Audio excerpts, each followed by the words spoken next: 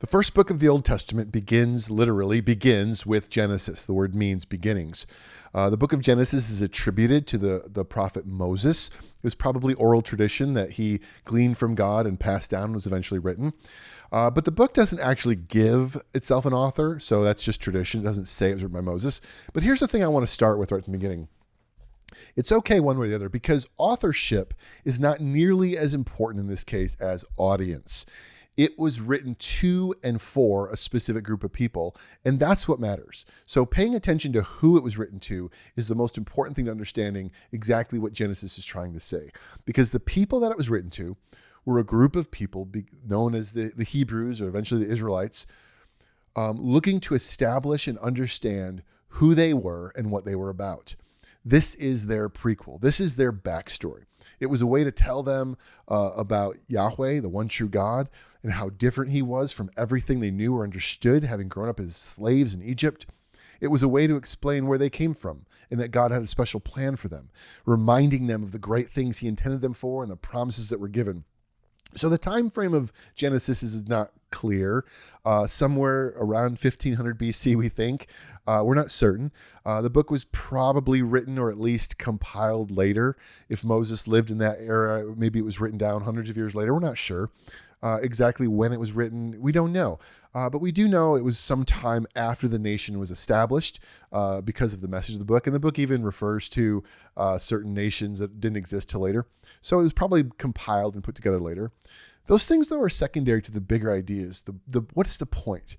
And each of these videos, as we talk through different books of the Old Testament, we're going to look at what is the big idea? What's the reason? What are you supposed to glean from this? What's the major theme? And I've always found it easier to understand and make sense of a book when I come into it already knowing what it's about. So I'm going to give you some key ideas about Genesis that'll help you as you read it during your time this week. First, number one big idea is the backstory. It starts the story of how Israel came to be and why. It was a book of beginnings. Again, literally, Genesis means to begin or beget. You might think of this in the sense of the way that a lot of times you'll have a famous movie character. There'll be a movie like Batman or something, and then they'll make another one that talks about where he came from. That's kind of what's happening here. It's a prequel. Not always the kinds of beginnings we try to make it, though. It is the beginning of Israel's story, an explanation of who they are and why things are they are. Not necessarily a science textbook, although we can talk about that and go back and forth on it. The point of Genesis is not to tell us where creation came from, but it starts there. The point of Genesis is the beginning in Genesis of Israel as a nation. So consider 50 chapters, only 2 speak of creation. 80% talk about Abraham and his descendants. That's the point. This is actually the beginnings the book is speaking of, not all things, although it does include it. It's the beginning of Israel, the beginning of God's plan to redeem and restore through this nation of Israel, how they came to be, why they were special. So again, be careful of making it a message to 21st century people about how God created the world. Is that in there? Are there parts of it? Sure. I'm not wanting to say it's not. I'm just saying don't get confused about what Genesis is about. That is not what it's about. Genesis is about the formation of God's story through Israel. Now, it gives a backstory very familiar to the people of the time, not as familiar to us, so we have to go back into their world. It was speaking to people who were slaves in Egypt and have now been rescued. They followed this guy Moses out of slavery. And now Moses, and we'll see in the next book of Exodus, is telling them their history. Moses is explaining to them potentially what has gone on before and why this was now happening. This God they're now going out in the desert and making a covenant with, made a covenant with their great-great-great-grandfather, Abraham. And it's giving them the backstory. It's filling in the pages behind. So in a sense, you could argue that in many ways, the story of the Old Testament actually starts in Exodus. It starts with Moses. That's the beginning of their story. But to make sense of Exodus, you have to know what came before it and why it led up to it. And that's what Genesis does. Going all the way back literally to the beginning, and how they don't just start with Abraham. What God is doing through them goes all the way back to creation and the fall. So beginnings is a big theme. The second big theme I want you to pay attention to when you're reading Genesis is this idea of faithfulness versus rebellion. And I want you to pay attention to that because, not just of Genesis, but it's because it's the entire story of the Old Testament. It'll come up again and again and again. Genesis and all the books that follow want to demonstrate to you the difference between faithful commitment to God versus rebellion, and how both have consequences. That God created humans and put us here and said, if you trust me and follow me, it'll go good for you. If you don't, it'll go bad for you. And Genesis and then all the books that follow continue that. And Israel becomes an example to all of us of what it looks like to either be faithful or not be faithful. And then number 3, this is a dicier one, but I think it's good to talk about. There are politics involved in Genesis. Now you might be like, oh, politics. I don't mean Republican, Democrat. But I do mean when this was written, when this was compiled, it was probably later in their history, and they were at war with their neighbors and fighting over land and things. And so Israel's place in the world was in question. Even at the time of Moses, they're, as we'll see as you read the next books, they go into the promised land and take it by force. They're getting strong opposition for their neighbors. And this tells the history of why God told them to do that. The justification for why this is their land. They're not, foreign invaders. They're actually people coming back claiming what God gave them originally. So Genesis offers a clear and specific defense of why Israel has a claim to the land and this special relationship with God. And all those things are at play. And that it can be difficult for us because we don't necessarily think about those things. But remember, read Genesis not through Abraham himself, but read Genesis through the lens of an Israelite following Moses or following Joshua or following David and having this look, why is all this chaos going on around us? Well, it all starts in Genesis. So those are the 3 big ideas: the beginnings, the struggle between faithfulness and rebellion, and the political justification that God has given them this land and called them to their people. So briefly, I want to talk about the structure, and then we're going to walk through it together. It's a big book. This video could be 3 hours long. I do a whole class on Genesis, but we're going to just do a quick walkthrough. There's essentially 2 main pieces to Genesis. It really kind of breaks into 2 parts, not in half, but in 2 parts. First, you have what's often called the primordial or prehistory, and that's the first 11 chapters. And when you read Genesis, you'll notice it's very clear. The first 11 chapters are all of human history up until this one moment in time. So depending on how you interpret Genesis 1 or 2, anywhere from 4,000 or 5,000 years to whatever, 100,000, whatever. It's a lot of time.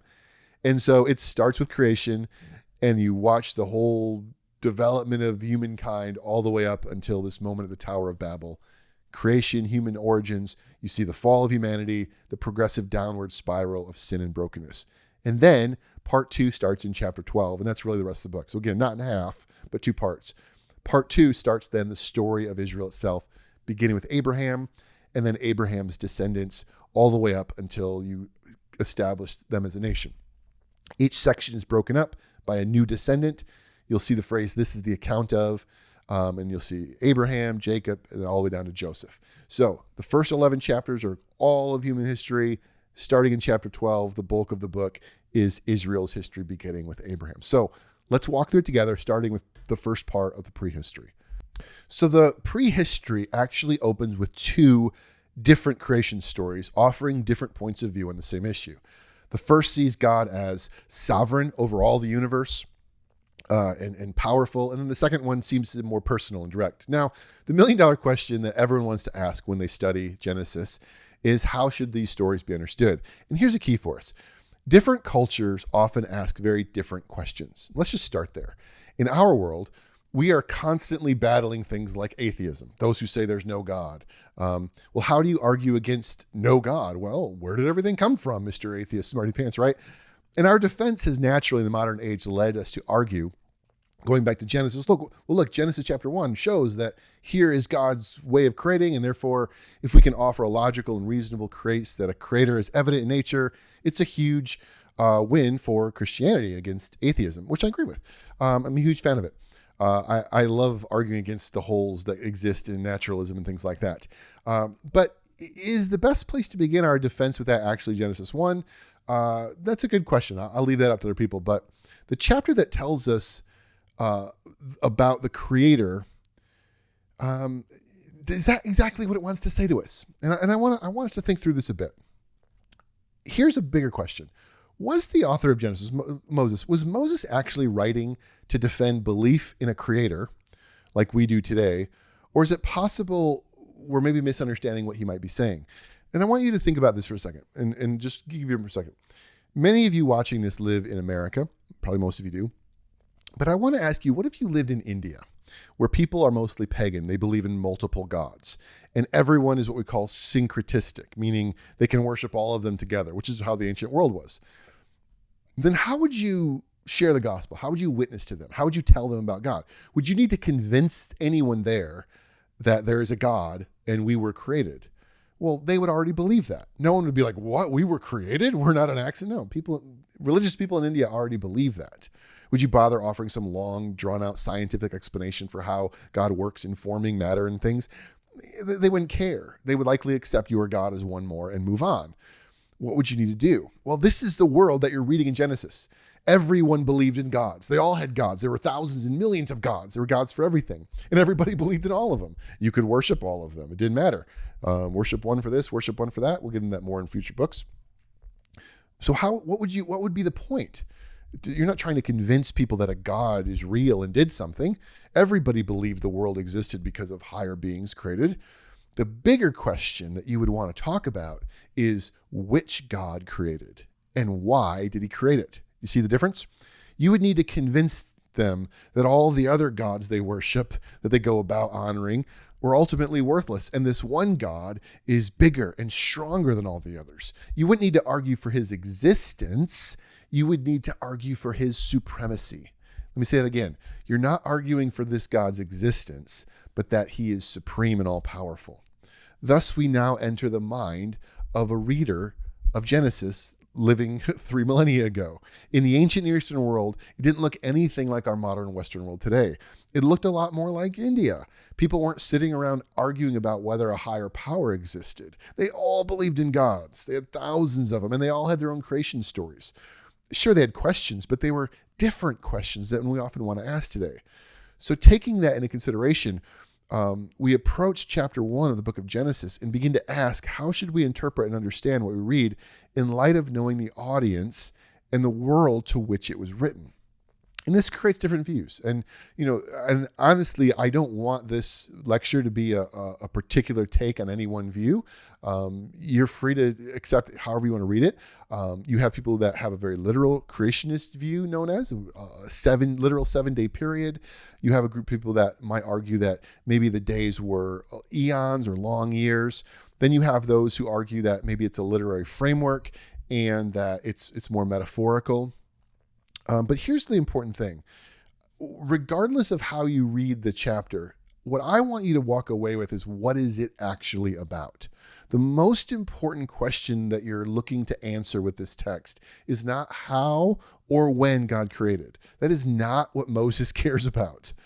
What the author wants you to care about is who, which God, which God. That's the worldview this is speaking into. And so when they talk about God creating and forming and doing all these things, the idea that you're seeing here is there's an argument about which of the different gods available is actually at play here. What matters most is not where stuff came from, how long ago God did it, what his specific processes was, although it might literally be how he did it there, or it might be metaphorical. You can go either way. You can have arguments about that. The purpose is what I want to get you. The reason, the idea is that this creation story is telling you why you are here. And I want you to get that. It's why are we here? Genesis was written to a specific group of people who were struggling to remove themselves from their pagan roots and the worship of multiple gods. They worshiped all kinds of gods in Egypt. It was most likely then an argument against those other creation stories they were hearing. And so Yahweh comes differently. Yahweh was not created. Other creation stories talk about how the gods were created. Yahweh just exists. He's not part of the world like the other gods were. He's separate from it. and he acts alone. There's this kind of idea where like in all the other creation stories, the gods always sort of work together or fight with each other. Here, Yahweh is supreme. He's all powerful. He doesn't need any help. He's infinitely powerful. He alone creates all things by himself, by the power of his word. He holds things together all by himself. This God is tremendously different and unique from everything all the ancient world thought about. And then it tells us, this is the biggest, most important thing, right? You can't miss this. Everything is good. Everything is good. It's not an accident. It wasn't the result of some cosmic war and we're just the blood and guts that are left over from some dead God. Yes, that is a creation story in the ancient world. No. This wise and brilliant creator had good intentions for you and I. And we are not simply an accident. We're meant for something more. And then he tells us that we're created in his image, which in the ancient world, the image bearer of the gods in Egypt and Babylon were always the kings and queens. The Pharaoh of Egypt was the image of Amun-Ra, the son of God, the one who held authority to rule in the God's place. And Genesis actually says that all human beings are made in his image. God did not make slave labor like many of the other ones want to say. No. God created kings and queens to rule and manage his creation with him. So the entire story is flipped on its head. The entire idea that we're an accident, that, the world is just chaos, everything sucks and whatever. No. A good God created good things and created us with intention. And then the second creation story, it's a bit different, but it continues to show this God has special care for humanity. They have their own land. It's good and enjoyable. It wasn't hard labor. They had to work for it. There was rest. Things were done well. And God's presence was with them. And those are both keys to understand the rest of the story. And you compare this to other creation stories and what the other gods were like, and it's so different. It's a radical departure from how people would have thought about the heavenly beings, the gods. Yahweh is so different. He is good. He is kind. He loves us. He's powerful. He's intelligent, and he created something good. And yet it's not good. Why not? Well, then it tells us about the fall. It tells us that the reason the world is broken is because human beings were given charge over creation, but told, there's one thing I don't want you to do. And he said, don't eat from the tree of the knowledge of good and evil, which is a sense of wisdom, the awareness, the goodness of what is good and what is not good. Tov and Ra, good, evil, good, bad. These words can also be translated as happiness or flourishing, destruction, death, chaos. God said, let me tell you what is good for you. Let me give you wisdom. And a serpent, who was the symbol of wisdom, kind of like an owl might be for us today, comes in and says, you don't need God telling you how to best live your life. Do it yourself. Do what you want. Live the way you want. And then sin enters the picture and everything falls apart. And so you see the curses. Everything's broken. Everything's falling apart. Life is hard. Work is hard. Relationships are hard. We've lost God's image. We're no longer caring for his world the way we're supposed to. We've lost his presence. We've lost the land, the garden. It's all a mess. Okay, so you have intention. What is it supposed to be? You have an explanation for why it's not what it is. Okay, but what is God going to do about it? And here you get the promise in Genesis 3. God says, I'm not going to leave you. I'm going to eventually restore it. And he makes this comment about your seed, like your descendant. The Bible's now concerned with descendants, like who will come after. So it then follows a successive spiral of brokenness, showing the fallout of all these bad choices, everything getting worse. You get to Noah, and God's just fed up with the whole world. It's gotten so evil. And the flood is almost like a new creation story. Water again covers the world, and then land appears, birds, animals, all these kind of things. But like the first, this one also ends in more sin, another cycle. And then you have the Tower of Babel at the final end of the first part. The height of human pride and arrogance to remove God. And these ziggurats were ancient temples they would build in order to bring and welcome the gods to come down to them. And you see that humans are essentially trying to expand. This is probably the whole idea of Babylon and the powers of the world, making everyone the same and bringing everyone together. The height of human arrogance. You can get into a lot more in a different class maybe, but the point here is everything that God created good has gone off the rails. It's unhinged. And now God is ready to do something about it. And what does he do? He begins by calling a man named Abraham. And that begins then the rest of the story. So part 2 of Genesis now picks up with what we call the patriarchs, or the fathers, beginning with Abraham. And the book turns around this phrase, this is the account of. So as you read the rest of Genesis, it keeps saying this is the account of, this is the account of, because it was the seed that promised redemption, the descendant line. And so it picks up with Abraham. So God's plan to restore what is broken is to call and create a nation of people who would be completely and submitted to him, completely committed to him again, the way that Adam and Eve are supposed to be. He starts with one man and says, if you'll be willing to trust me and obey me, I will bless you and then bless the whole world through your descendants if they will do the same.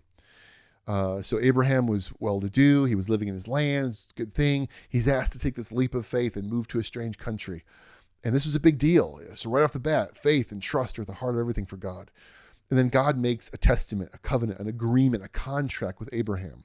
He says, Abraham, I'm going to use you and your descendants, those that come after you, to bless the entire world and call people back to my goodness. And so the whole idea of who is your descendants and what does that look like comes into play here. You see stories of he tries to make it happen himself. He has another child, Ishmael, who creates more problems. You see Sodom and Gomorrah that represent another form of the Tower of Babel and humans trying to do things their own way and creating depravity. Eventually, though, the promise comes true with the birth of Isaac. And Abraham is part of God creating a new people who will be people who respond to God in faith and obedience. It's up and down, but God is faithful, highlighted by a moment of testing with his promise in chapter 22. We see Abraham stays faithful, though, and trusts to the end, the mark of God's new people. This will be what will set Israelites apart from the rest of the world. Will you follow the example of Adam and Eve, who keep trying to figure out life on their own, do their own thing? Or will you follow the example of Abraham and his descendants, who commit themselves to trust and obey God and follow him? So from there, you then follow his descendants. You have Isaac's son Jacob next in line. Some character flaws, but God still uses him. And Jacob and Esau represent kind of an odd twist in the story, where the youngest is chosen because the oldest, who would normally be expected, was foolish and didn't do what he was supposed to do. So here God is showing that faithfulness and rightness matters more. A lot to unpack there.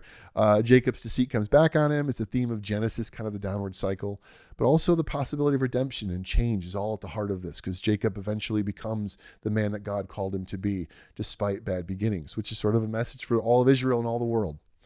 And then we get to the count of Jacob's 12 sons, who make up the 12 tribes of Israel. And you're now trying to get to the point of, okay, now Israel is here, especially Joseph, who God uses to save the people from famine. And it's interesting because Joseph embodies what God is looking for most in his people. So you read the story, he's a good man, all these kind of things, faithfulness through all situations. He has flaws, but he trusts in God. But what's interesting is Joseph is not the promised son. It's actually Judah, who wasn't that great. And you see how messed up Joseph's dad is through showing favoritism. And Genesis has a lot of flawed people, right? Pointing all to the effects of sin. Like, there's no real heroes in Genesis. But you also again and again see signs of healing and redemption. This is all about God taking brokenness and bringing something good out of it. And you have this great, difficult, hard, interesting story about Judah and Tamar in chapter 38, where Judah is just a terrible human being. And you're like, why is he included? And then you jump to chapter 44, and Judah has a chance at redemption, and he takes it. He grows, he finds healing, and he is actually the line that eventually comes David and eventually Jesus. Okay, so a lot to unpack in Genesis. It's a big book. And, again, this isn't a whole class just on Genesis. But this takes you, the reader, to an important place at the very end. You now understand why the Israelites are in Egypt, because Joseph has brought all of his family back to Egypt to escape a famine. They've settled there. They have a claim to the land they left because their great-grandfather Abraham and his promises. And Genesis ends with a clear picture of why Egypt is not their home and God is their God. The Egyptian gods are not their God.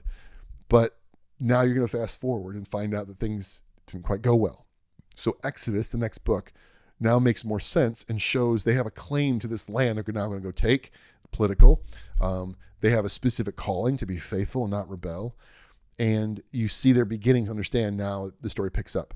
So Genesis ends with a big to be continued. It's the prequel, the backstory to the main story the Old Testament wants to tell, beginning in the next book with Moses and the descendants of Abraham living in Egypt. So we'll pick that up in the next video. Thanks, guys.